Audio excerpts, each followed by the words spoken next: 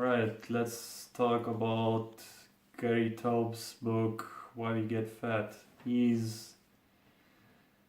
has performed an amazing research about nutrition. Many people can know him from his book Good Calories, Bad Calories. And what he says in this book is, I think, only half as thick as his other book, and he basically deals with weight gain and explains that not energy balance as commonly uh, suggested by people is the main culprit of weight gain, but that the real culprit is insulin or hormones.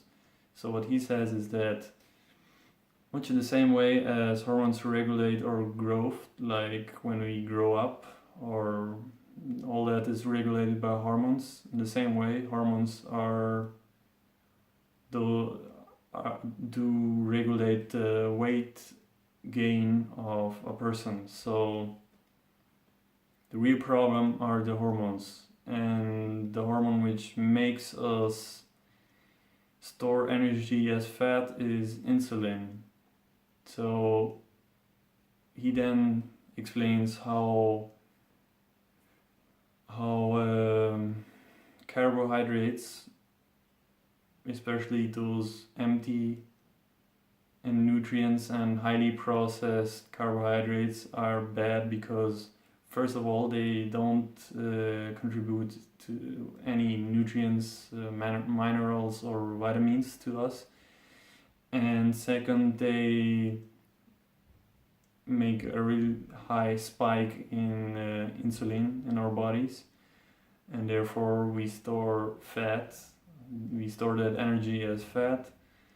And the other problem is that we constantly eat, basically the majority of our calories come from processed carbohydrates in the Western diet, which is very unhealthy because if we constantly have consume food like that, insulin is always high, and in time our cells become insulin resistant, which then develops diabetes. And his reasoning is very good and logical.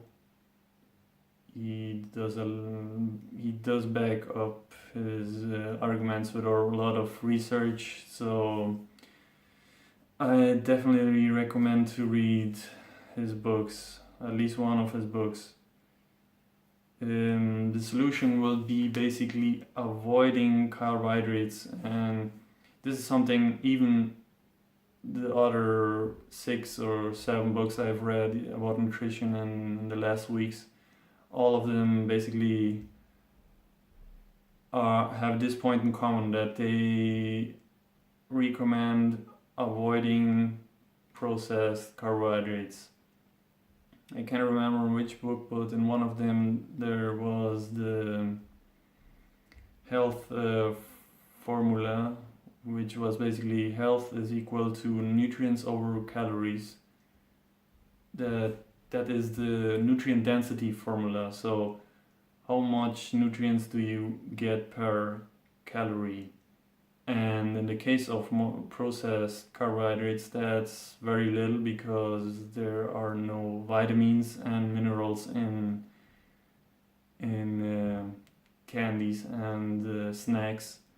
So what we should do instead is eat more vegetables and fruits and a little bit of meat maybe, but yeah, meat is another thing apart, which is dealt with in the book The China Study.